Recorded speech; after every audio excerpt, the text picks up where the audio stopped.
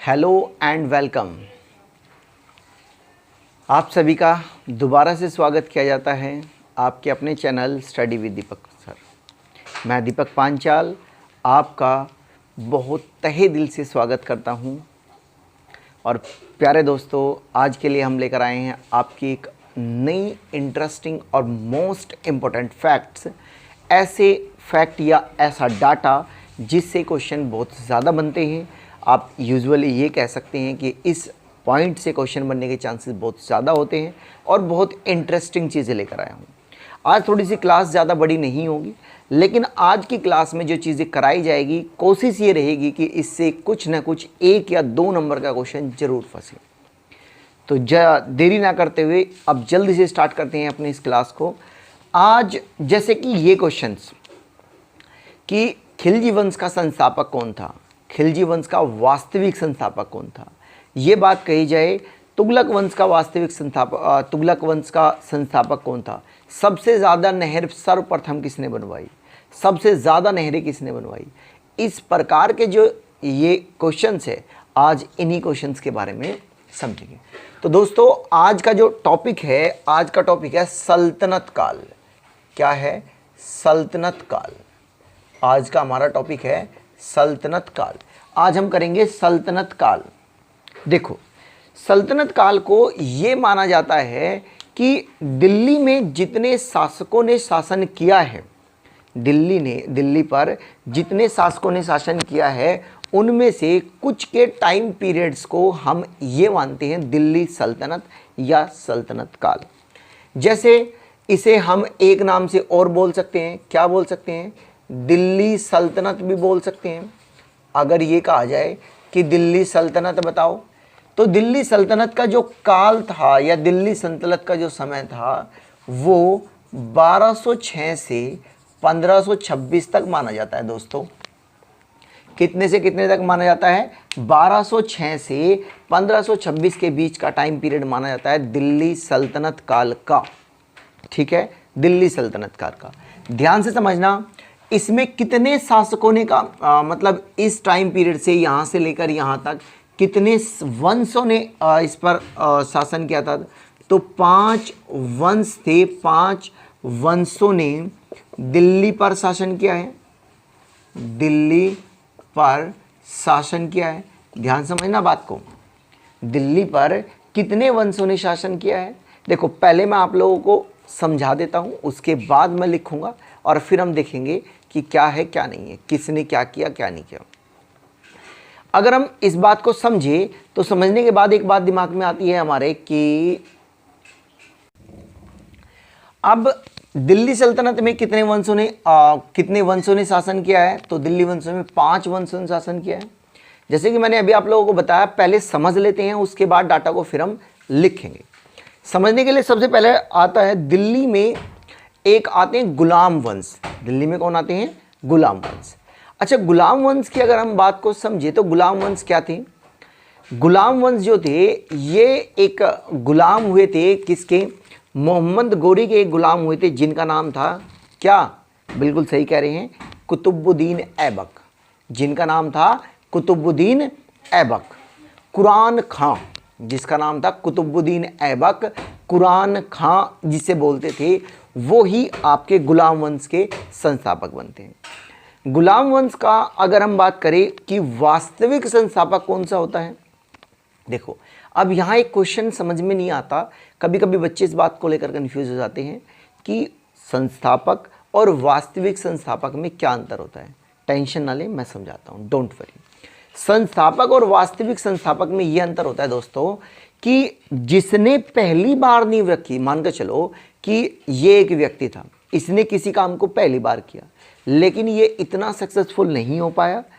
अब क्या हुआ, इसी की बात को या इसी के किए हुए काम को इस दूसरे व्यक्ति ने आकर अच्छे लेवल पर इंक्रीज कर दिया, तो इसको कहते हैं वास्तविक संस्थापक।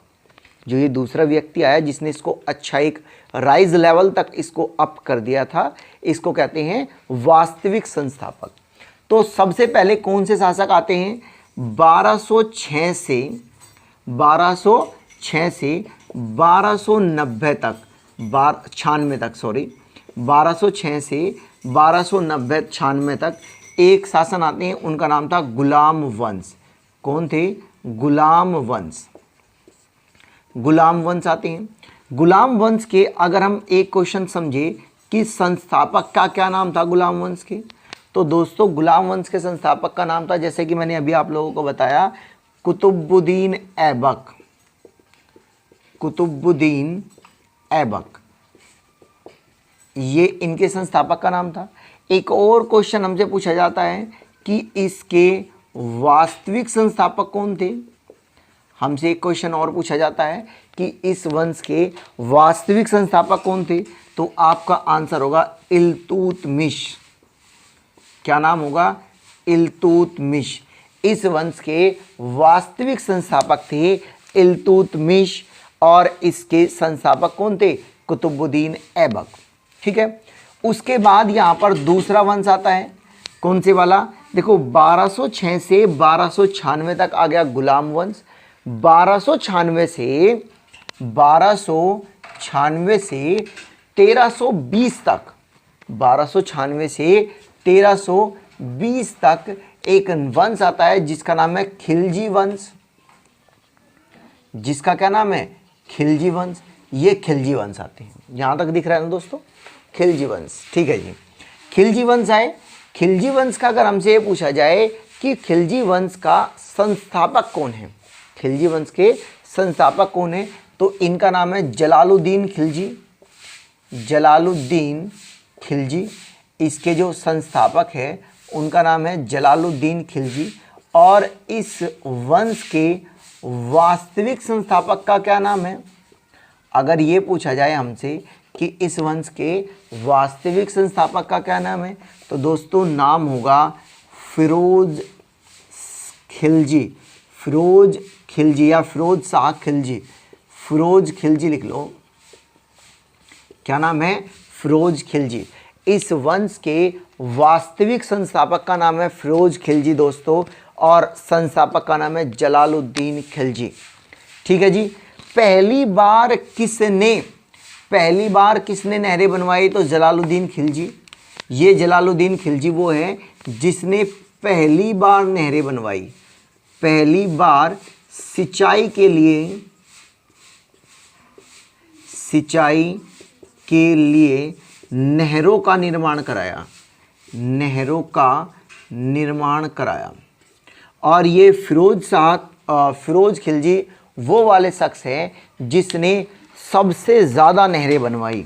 ये कौन है? जिसने सबसे ज़्यादा नहरों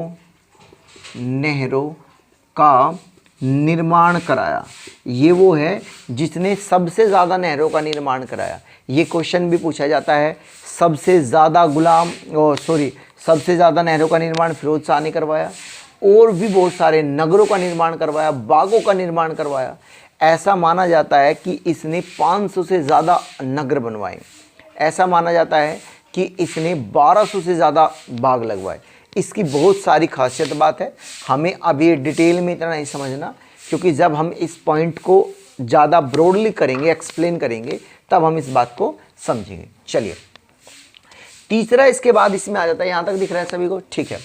तीसरा इसमें आता है दोस्तों 1320 से लेकर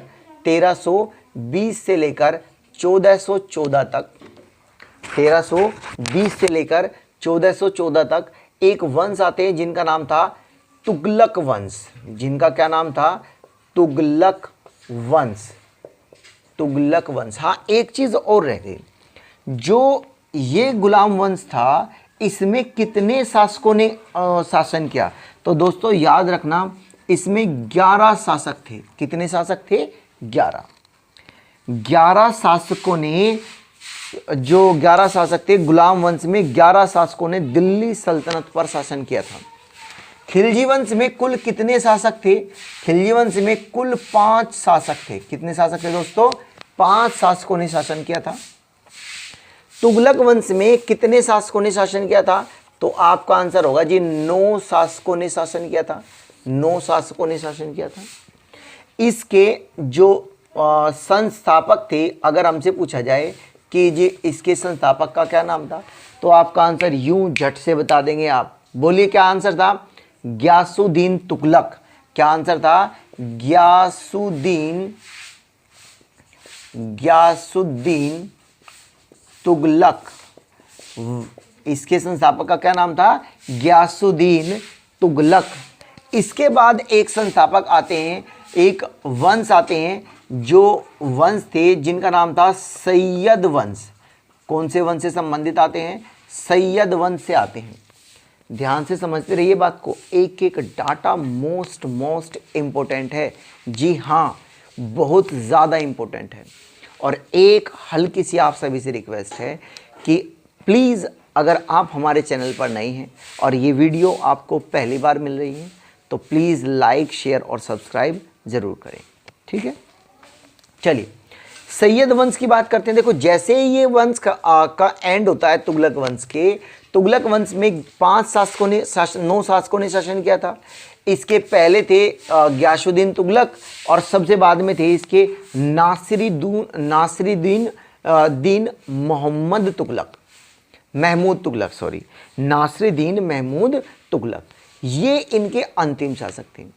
ऐसा माना जाता है, ऐसा इतिहासकार मानते हैं कि ये एकमात्र शासक, सल्तनत काल का एकमात्र शासक था जो पहले हिंदू था और बाद में मुस्लिम बन गया। पहले हिंदू बाद में मुस्लिम बना, धर्म परिवर्तन करके। ये एकमात्र शासक माना जाता है कि जिसने अपना धर्म परिवर्तन किया और धर्म परिवर्तन करके ये हिंदू से मुसलमान बना और तुगलक वंश का एक शासक बन गया। अंतिम इसको लैमूर लंग या तैमूर लंग करके एक व्यक्ति थे, जो ये नासिरुद्दीन तुगलक था। इसको एक व्यक्ति थे जिनका क्या नाम था, एक व्यक्ति थे इनको जिसने इसको हराया। उसका नाम था, कुछ बुकों में लिखा हुआ है लैमूर लंग और कुछ बुकों में लिखा हुआ है तैमूर लंग। कुछ बुकों में लिखा हुआ है लैमूर लंग और कुछ बुकों में लिखा हुआ है तैमूर लंग। तो आप याद रखेंगे तैमूर या लैमूर, इसमें से कन्फ्यूज़न नहीं होना है। यहाँ पर इसने इसको 1398 ईस्वी में हराया था और हराने के बाद इसके एक सेनापति थे, इसके लैमूर के एक सेनापति थे जिनका नाम था खिज्र खां। जिनका क्या नाम था? खिज्र खां। इस लैमूर के या तैमूर लंग के एक सेनापति थे जिनका नाम था खिज्र खां, और ये अपने उन खिज्र खां को ये दिल्ली सल्तनत सौंप कर चले जाते हैं। और दिल्ली सल्तनत में सैयद वंश का संस्थापक कौन हो जाता है? सैयद वंश का जो संस्थापक बन जाता है नया, और उसका नाम हो जाता है जी खिज्र खां। क्या नाम हो जाता है दोस्तों? खिज्र खां। खिज्र खां नए संस्थापक बन जाते हैं। इसके अंतिम शासक कौन थे? 4 शासकों ने इस पर शासन किया है। ज़्यादा टाइम पीरियड इसका रहा नहीं है, इसका ज़्यादा समय काल नहीं रहा है। इसका जो शासन काल की अगर हम बात करें कि इसका शासन काल कब से कब तक रहा, देखो ये 1414 पर एंड हो जाता है। यहाँ से इसका स्टार्ट होता है 1414 से 1451 पर। कितना होता है? 1414 से 1451 पर। इसका अंतिम जो शासक आता है, जो इसका अंतिम शासक होता है, उसका नाम था अलाउद्दीन आलम शाह। अलाउद्दीन आलम शाह। उसको बहलोल लोदी हरा देते हैं और हराने के बाद क्या कर देते हैं? लोदी वंश का संस्थापक, लोदी वंश की स्थापना करते हैं। कौन से वंश की? लोदी वंश की। तो लोदी वंश की स्थापना हो जाती है। ठीक, लोदी वंश की स्थापना हो जाती है और लोदी वंश के जो शासक थे या जो संस्थापक बन जाते हैं, उन संस्थापक का क्या नाम बन जाता है? उनका हो जाता है बहलोल लोदी। क्या होता है उनका नाम दोस्तों? बहलोल लोदी। अच्छा, इसने इसको हराया कब था? बहलोल लोदी ने सैयद, जो इसका अंतिम शासक था उसका नाम था अलाउद्दीन आलम शाह। अलाउद्दीन आलम शाह ये इसका लास्ट शासक था, अंतिम शासक था। इसने इसको हराया, बेहलोल लोदी ने इसको हराया। और गद्दी पर कब बैठा ये, गद्दी पर कब बैठा, तो गद्दी पर दोस्तों ये बैठता है 19 अप्रैल 1451 को गद्दी पर बैठता है। इसमें ज़्यादा शासन करने वाले नहीं हुए, इसमें जो शासक थे केवल 3 शासक थे, केवल 3 शासक थे जिन्होंने शासन किया।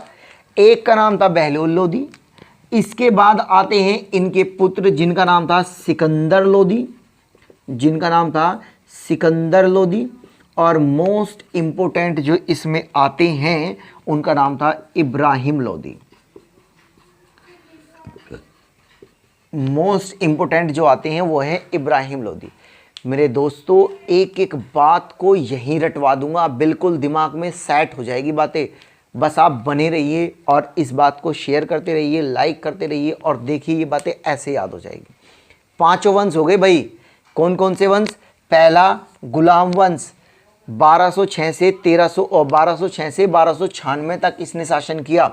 संस्थापक कुतुबुद्दीन ऐबक, वास्तविक संस्थापक इल्तुतमिश। उसके बाद 1296 से 1320 तक कौन आते हैं? खिलजी वंश। खिलजी वंश का संस्थापक जलालुद्दीन खिलजी। वास्तविक संस्थापक फिरोज खिलजी या फिरोज शाह खिलजी। इसके बाद आते हैं तीसरा, कौन सा? तुगलक वंश। तुगलक वंश 1320 से 1414 तक, 1320 से 1414 तक शासनकाल रहा है इसका। उसके बाद इसमें जो इसके संस्थापक थे उनका नाम था गयासुद्दीन तुगलक।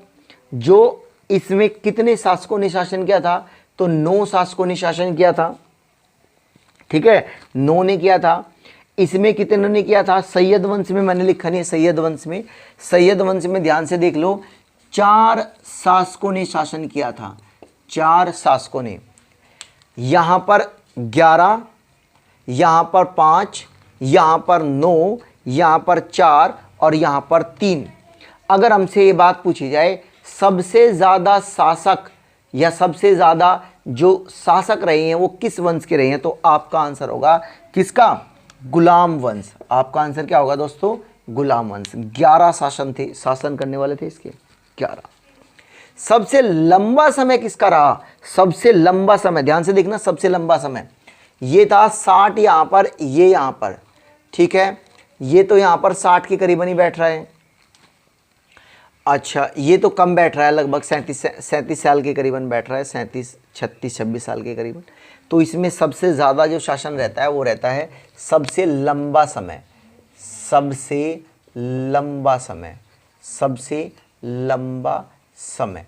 तो सबसे लंबा समय किसका है? तुगलक वंश का सबसे लंबा समय है दोस्तों।